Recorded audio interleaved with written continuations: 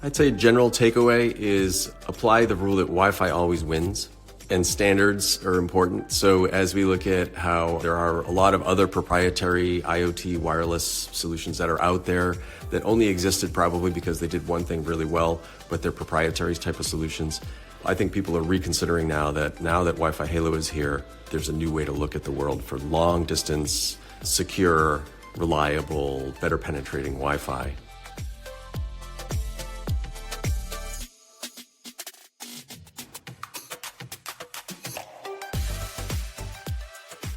Hello, this is Martha DeGrasse here again for Wi-Fi Alliance, and this is The Signal, our podcast where we bring you the inside scoop on Wi-Fi.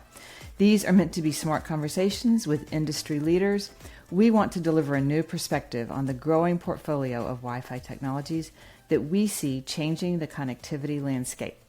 And today we are super excited to learn more about Wi-Fi Halo with Morse Micro. We have two executives here. We have Kevin Daly, he is VP of Business Development, and we have David Halasz, Director of Standards. Kevin and Dave, thank you very much for being here. Welcome to The Signal. Thanks, Martha. Thanks for having us. Thank you. Yeah. So Morse Micro is an Australian chip startup, and Kevin, you're joining us all the way from Sydney today, I think. So you get to go first and tell us a little bit about your background and what led you to Morse Micro and Wi-Fi Halo. Sure. Thank you, Martha. Yeah, greetings from Sydney, where we're all here for a large company meeting today. So my background is I've always been in the semiconductor industry for pretty much my career, about 35 years, originally supporting communications chip vendors, so Ethernet and Wi-Fi.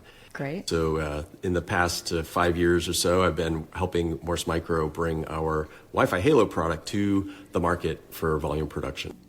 Okay, excellent. And Dave, can you introduce yourself and tell us a little bit about your journey to Wi-Fi Halo? Sure, yeah, definitely. More than 30 years of experience with wireless, one form or another. Got involved with the standards. And so for instance, it was the chair of 802.11i, which was for enhanced security. That was a fun experience. Through that experience, then I was also named as a Cisco Innovator while I was at Cisco Systems. Thanks. Besides that, then very pertinent to this discussion, I was the 802.11 sub-1 gigahertz study group chair, which eventually led to 802.11ah, and I was the first task group chair of 802.11ah, which is basis for Halo. Okay, so Wi-Fi Halo is a Wi-Fi certified standard for low power, low bandwidth IoT type connections. And it's actually not using the same spectrum that most other Wi-Fi connections use. Do you want to give us any more information about what Wi-Fi Halo is for anybody who might not be aware? Sure, I'd add one more thing to that, long reach. So for our technology, we use the sub-1 gigahertz RF spectrum, and there are some excellent properties of dropping down into the sub-1 gigahertz bands, namely that signals travel farther, they penetrate through walls better, and it gives us the ability to have more reliable connections for IoT type of devices.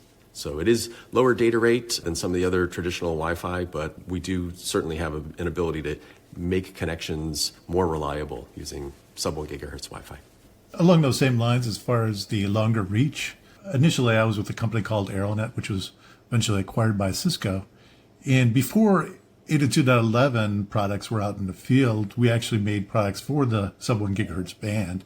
And one of the concerns was, because once 802.11 was going forward, that was using the 2.4 band since it was worldwide availability. And the concern was, hey, look at, you're going to have this drop in range, and our customer's going to have an issue with that. That turned out not to be the issue, that just because of with Wi-Fi Alliance coming along and promoting everything, that kind of overtook the range, that kind of came back down. So definitely agreeing with Kevin there. And how do the costs compare to LoRa or other cellular-based IoT connectivity solutions? So within wireless IoT technologies, some other types of methods for connecting things might include trying to use cellular modems to put devices onto the network. So with a Wi-Fi halo infrastructure, just like traditional Wi-Fi, once you install an access point and you have the stations connected to it, you don't have to pay some kind of recurring cost to a cellular provider for using their network.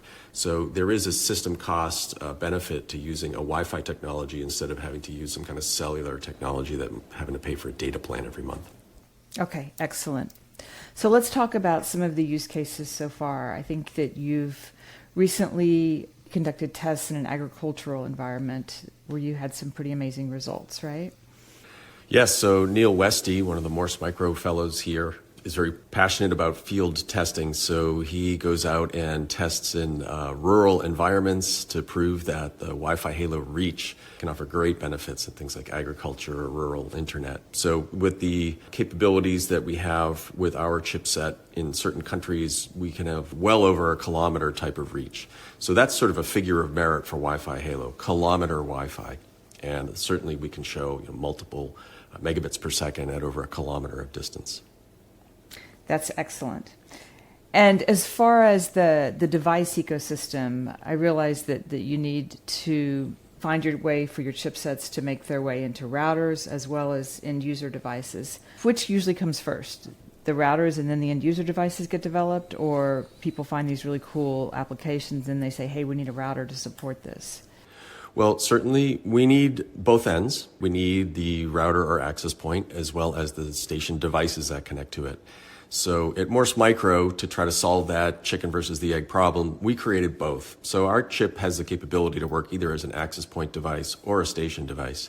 And with all the reference designs that we came up with, we pretty much provide those to our customers who want to jumpstart their solution in their particular industry segment. And then over time, the traditional providers of the APs, routers, and home gateways will catch up, and they'll be able to do integrated solutions themselves. So we're trying to, try to accelerate that process by providing that solution for both ends. Okay, yeah. I believe Asia RF has a gateway that's Wi-Fi halo now. Is that right? Yes, they're one of the first certified vendors of a Wi-Fi halo access point. So we're very happy that they're using our chipset, and we look forward to them getting a lot of business and certainly getting many more companies coming through the certification process. Excellent. And what types of devices do you think those routers are going to be supporting? We found some of I think it depends on where you want to focus. There's probably 7 or 8 different industry segments where we can serve using Wi-Fi halo. One of the fastest growing and probably the quickest uptake markets we see is in the security industry. People who would like to extend the reach and increase the reliability of surveillance cameras. So consider that you might want to put a wireless camera outside of your home, but it has trouble trying to get out through the walls and reach back to the access point. Well, with Wi-Fi halo, we have the capability to penetrate through materials, penetrate through different types of construction of different houses and buildings, and reach back to the Wi-Fi halo AP or router. So that's probably the biggest, quickest time to market application. And then maybe another industry that we would discuss would be within the building automation systems. So building automation means other things like heating, ventilation, and air conditioning, or access control, controlling who's allowed to come into a building. Those are probably the 2 quickest upticks for us in the people who want to use Wi-Fi halo. And that access control will require a camera as well, right? Yeah, it is a crossover market for video applications, right? So you have maybe a badge reader or some kind of credentials device on the outside of a building, and a person can either use keypads or scanners, but often it's going out to video, facial recognition. And facial recognition or video is something that challenges the older, slower technologies. You can't really put video over LoRa or Zigbee or Z-Wave, or you might not be able to run an Ethernet cable out to a spot where you want to set up an access control panel. And so those are the ways that video does cross over. I would say video does cross over into the access control market. Yeah, so I'm guessing that cameras are among the most popular end user devices as this gets started, right? I think it's the easiest use case to prove to somebody that maybe they tried to install a doorbell camera on the outside of their house and it just doesn't work. And we've been able to validate 10 to 15% of the businesses that sell directly to the consumer have experienced troubling issues with tech support and delays and trying to help the customer. And ultimately, the customer's reaction is, just return this, it doesn't work. So Oh, really? we're really able to show right away that the reliability of the first time success of connecting some of those devices is increased immensely with Wi-Fi Halo. Also, as you kind of look at the 802.11ah amendment, when it was being worked on, people realized that there's going to be different types of devices. There'll be devices that are going to be, were termed long sleepers, such as your sensors. And then there's going to be devices that are going to be high throughput. For instance, your cameras. And 802.11ah Wi-Fi Halo was designed to accommodate both so that they'll work together. Whereas you look at some of the other technologies, that it's very narrow focused on, well, there's this one application, I'm strictly a sensor, that's all I want to worry about. And then all of a sudden now you're trying to handle different types of devices and it doesn't work all that well. So when you look at 802.11ah, there are things like target wait time, restricted access window. These are things that are put in strictly to handle so that you can have one technology that's handling both, the long sleeper and the high throughput, working together. Yeah, that's really good. And do you see consumer recognition of Wi-Fi Halo? Like if people are buying a camera, is that something that you think people are starting to learn what it is? Well, I think mostly kind of like what Kevin said was customers just want things to work. And the great thing about the Wi-Fi Alliance is that there's this great brand recognition that comes along. So we kind of like say, hey, look here you got a radio technology that everybody's familiar with. To the user, it's going to be Wi-Fi. And so therefore, it's just a very strong message. Yeah. Well, and I mean, it's trusted. A lot of people might not know exactly what Zigbee or LoRa means, but everybody knows what Wi-Fi is. So that's an advantage right there. What kind of battery lives are you seeing with some of these connected cameras? Well, we're trying to make sure we can match or exceed the battery life of existing products that are in the market. And many of them advertise many months on a single battery charge, and some even up to and over a year of battery life. So our expectation is that we can at least meet and then beat those types of technologies, those other types of battery life cycles using Wi-Fi Halo, mostly because of the things we can take advantage of in terms of sleeping. So we have these different sleep modes with target wake time. So you can create a battery operated camera that can negotiate back with the AP to say, look, I'm going to sleep until I get interrupted by motion or sound or some other kind of function that could be the camera chip itself can be doing some AI processing on the edge. And then it will only wake up the Wi-Fi Halo connection when it has something to send. And so that's one of the ways that we can help improve the battery life of these other types of traditional Wi-Fi cameras, which would be more apt to try to wake up more frequently to listen to beacons and things like that. So you have to work very, very closely with the people that are making the processors in these cameras. Yeah, it helps to know when a customer comes to us, they usually will pick an IP camera SoC vendor. And honestly, a lot of them are easy for us to connect with because traditionally they're Linux operating system type devices, and we just provide the driver and connect up just like a regular Wi-Fi chip would. But we do have that ability to sleep longer. So I guess another way to say that is the camera SoC vendors, we've tried connecting to them all. And it's pretty straightforward. Anybody that makes an IP camera already has the infrastructure in place and their software and their firmware to connect to one of our chips. Okay, great. So can you talk a little bit about some of the challenges that you've encountered in, first, I guess, the consumer market, since that seems to be a big one for you? Sure. Yeah. In the consumer market, one of the common questions is, well, where are all the access points? I want to go buy something off the shelf. So those will come. Or it's a residential gateway. Some people don't go buy their own Wi-Fi router. They rely on their service provider to bring that into the building. What we're doing is helping people get their Wi-Fi Halo connectivity when they purchase a product. In the most cases, they'll be able to also purchase the AP. So it can be very simply what we call a dongle AP or a dongle router that can just hang off the back of any existing Wi-Fi router that has an extra Ethernet port or USB port. So that's a way to accelerate the entry into the home. And then there are also companies who will sell the bridging between Wi-Fi Halo to the customer's Wi-Fi in a very small box. So it'll be like a very small bridge. Something that most people are already accustomed to anyway in the home automation market. They have somebody's hub or somebody else's chime device that will make the doorbell sound. Yeah, those are actually Wi-Fi Halo APs that will come out with the video products. Oh, okay. All right, great. Anything to add there, Dave? I pretty much agree with Kevin that taking in the commercial market, being able to kind of deploy this in an easy fashion, then you'll see that other products likewise, that's when you buy them, you might end up buying them initially as a package. You might not realize this today, but for instance, if you're buying something like a video camera, it's got something that's on the receive end as well. Now with Wi-Fi, people understand, that's an access point.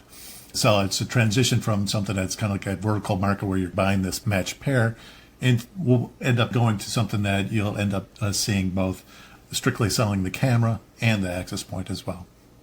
Okay. All right, great. Do you ever foresee mainstream, like 6 gigahertz Wi-Fi access points incorporating Halo at some point? Is that the dream? Sure. Yeah, just add the band. We're happy to add the Wi-Fi Halo chip to anybody's router chip. There are some big players in that space that make most of the large Wi-Fi 6, 6E, in the future Wi-Fi 7 chipsets. And we're very simply an additional radio that can be connected up to that chip, and then they can be our host processor. It's as simple as adding just a small module to it, and you can light up a home with Wi-Fi Halo. Okay, excellent. The other thing I would add to it would be that there's always a constant, how much can you do with one radio? Now, before I was talking about having one radio that would do high throughputs and then also like the long sleepers. Another analogy would be like a highway. The highway is definitely a minimum speed limit. And so when you're talking about when you're getting to 6 gigahertz and these higher throughputs, do you really want to add some device that is really a long sleeper? Is that going to help you? Or would you be better by adding just another radio that could handle both your residential street, something to come out and somebody could be walking on, and also like a car could be driving down? That's where we see that when you actually look at it, it makes sense to add not just the Wi-Fi 6E, but then even the Halo that could handle these separate types of traffic. Yeah, absolutely. Okay, now let's talk a little. Oh, I'm sorry. Go ahead, Kevin. Yeah, Martha, I just wanted to also mention one other access point or router application for Wi-Fi Halo. We support the Wi-Fi certified Easy Mesh certification, which is a way of meshing together multiple APs by putting the data through potentially multiple different paths. If you can't reach from AP A to B to C, you can maybe go from A to C. So Wi-Fi Halo can be a part of an easy mesh access point, which can actually extend the distance between the access points for other Wi-Fi 6 APs. So a Wi-Fi 6 AP with Wi-Fi Halo as an additional band, they can be separated at much greater distances. And in the event where maybe a customer says, I absolutely want to put an AP out in the pool house. I really want an AP out there so I can surf things. Well, although it's going to be a slower connection over the Wi-Fi Halo band, they can use Easy Mesh to add that extra access point out there over Wi-Fi Halo. Okay, that's a really good point.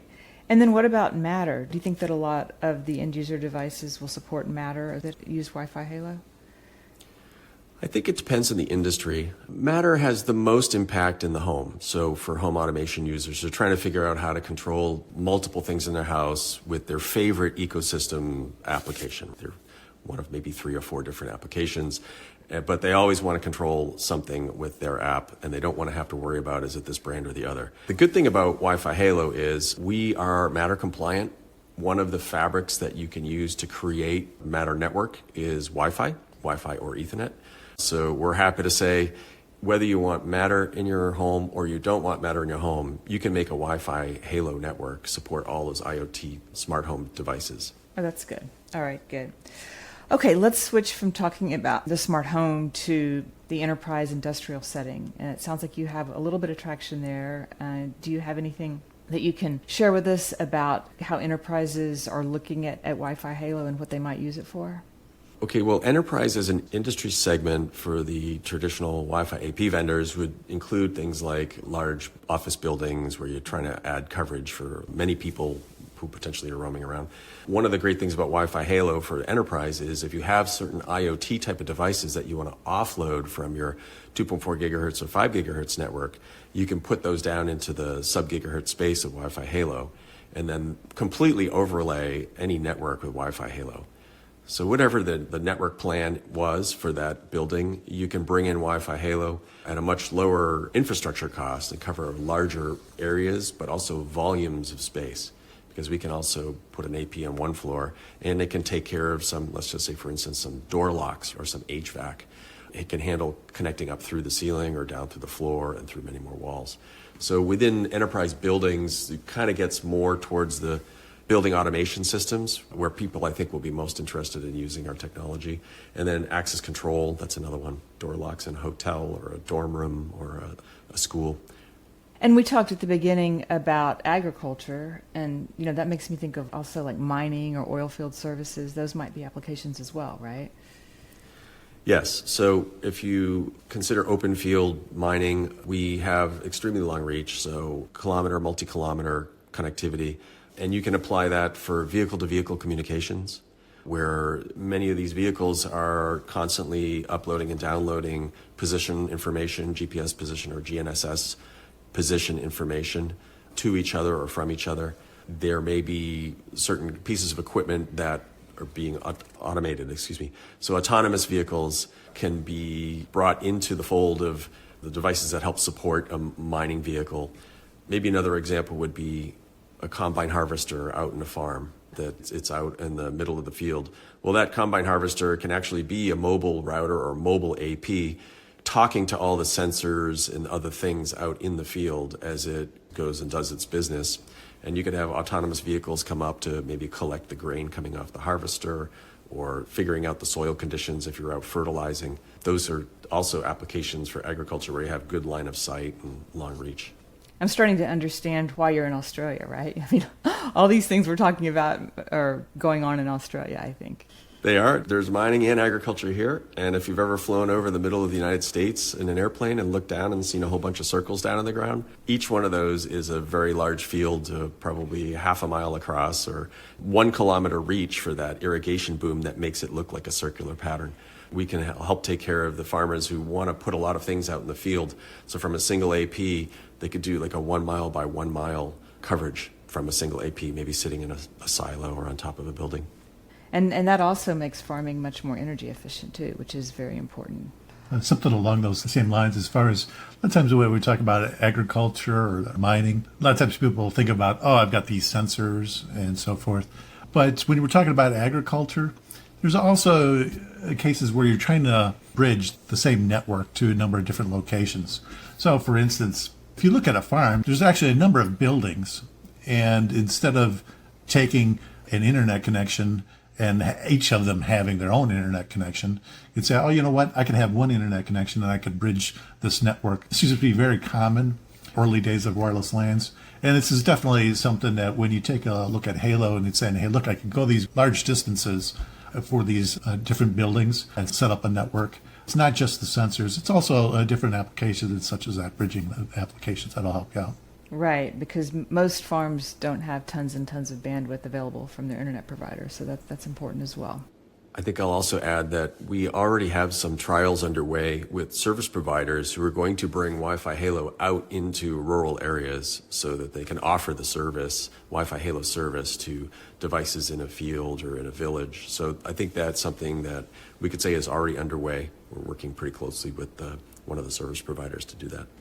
Well, that's really exciting. That's great. Along those same lines is that there's the case of, if you're taking a look at the cost, then sometimes if you're covering some remote location, you might have some cellular modem and then each cellular modem hooked up with some type of device like an access point. But here what we're saying is maybe what you do is you have one cellular modem, and from there, now you're able to extend over your farm, your mine, so that you don't have one AP and then one cellular modem for each. You're able to reduce your cost by saying, oh, I only need one backhaul because that's sufficient for the amount of throughput that I need. All right, that's key. All right, Dave Halasz, Director of Standards at Morse Micro. Anything else that you want to be sure that we talk about with Wi-Fi Halo while we're here? I think we've covered it all. I think that the Wi-Fi Alliance is doing a great job of really from brand recognition and to the certification programs that we've got. It was one of the things that was initially recognized when we were looking at different technologies, and we were saying, hey, look, if we bring things in through IEEE and then we follow up with the Wi-Fi Alliance, we'll actually have some very strong message to technology that will drive IoT forward. Excellent. All right. And Kevin Daly, VP of Business Development at Morse Micro. Anything else that you want to share while you're here? I'd say general takeaway is apply the rule that Wi-Fi always wins, and standards are important. So as we look at how there are a lot of other proprietary IoT wireless solutions that are out there that only existed probably because they did one thing really well, but they're proprietary type of solutions, I think people are reconsidering now that Wi-Fi Halo is here, there's a new way to look at the world for long distance, secure, reliable, better penetrating Wi-Fi. Well, that's a good place to end it. All right, Kevin, Dave, thank you both very much for being here on The Signal. And thank you for joining us. That is our show. Don't forget to check the show notes for more resources, and be sure to follow The Signal on Apple Podcasts, Spotify, Google Podcasts, and Amazon Music, as well as at the Wi-Fi Alliance. That's y-fi.org. I'm Martha DeGrasse, here for Wi-Fi Alliance. Thanks for listening, and please join us next time on The Signal.